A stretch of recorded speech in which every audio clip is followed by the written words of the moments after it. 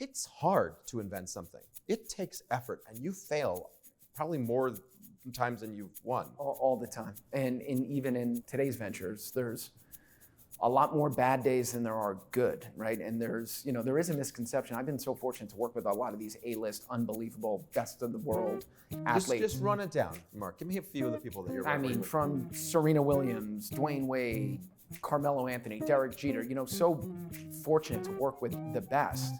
But when they're investors and business partners, it just doesn't mean, hey, it's a go. There's a lot of things that go bad, and how do you deal with that, right? And there's a lot of lessons that come through humility, and I would say for the rest of our lives, we're gonna be humbled. It's gonna happen. So how do you take it?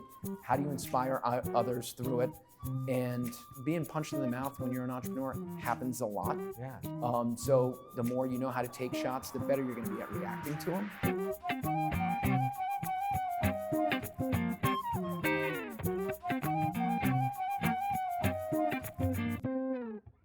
I get humbled all the time. And I think anybody who's honest would admit it's never, peaches and cream, especially when, in the industries that I've been fortunate to work in, we were never the Nike. We were always starting as the disruptor trying to come up, right? Even with NBC, like, who has this new stupid idea? Nobody wanted anything to do with it in the beginning. Now it's easy to talk about it, but back then, you're getting humbled every day. So what the audience doesn't know is that when Mark and I worked at NBC together, worked for Beth Comstock together, and she was such a great leader and gave you this great rope to go figure out NBC Everywhere, which was a simple thought. You want to talk about it? The concept for me was, at NBC, our ratings were declining at the time, and it was very hard to make an argument that we should be getting share of advertising budgets because we were lower down the totem pole. Right. My idea was, well, what if we found captive environments where our content actually brings value to the consumer during a mundane experience, i.e. waiting in line, sitting in the back of a taxi cab. So this was well before the phone was what the phone was today. So the thought was, hey, what if we put TVs in the back of taxi cabs? Would it be an ability to get a credit card in there? Would it be a way for NBC to tap into out-of-home advertising dollars, which we did not compete for? And would it be a great promotional tool, right? Just in terms of who's in the back of a taxi cab.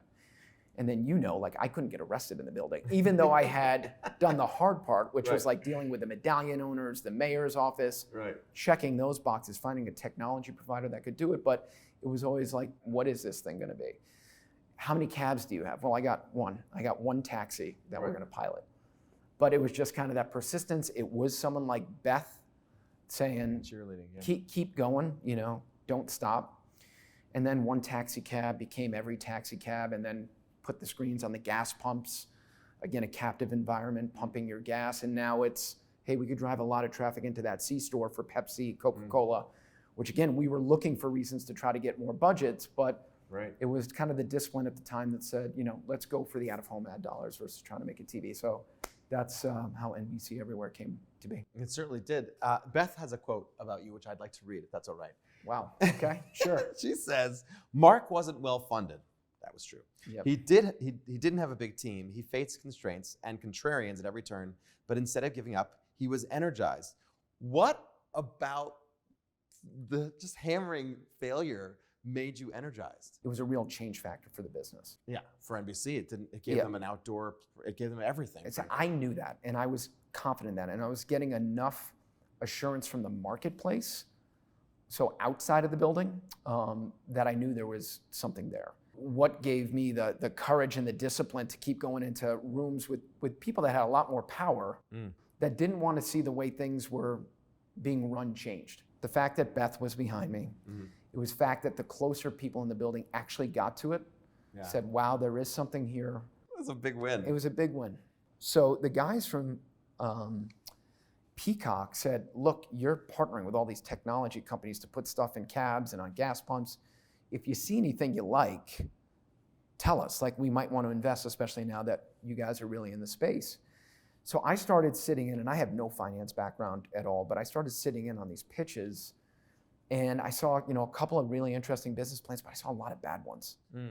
So my whole thesis has always been like, try to solve a problem that hasn't been solved before, right? I remember one of the NBC Everywhere pitches with the Peacock Equity Fund that I said, it's time to go, was a group came in who had already raised like 15 million bucks about putting screens on top of urinals in bars.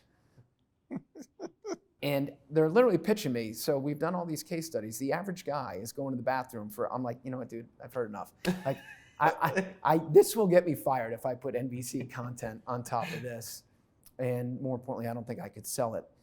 But I just thought to myself, like, I think I can do this. Like, I've become really fortunate to make a lot of operating mistakes running NBC Everywhere, but I had the power of GE and the Peacock behind me. You make a mistake, you can fix it pretty quick. But had I not done that, I would not have been able to go off and do the things that I've done to date. Like, to me, that was my master's degree.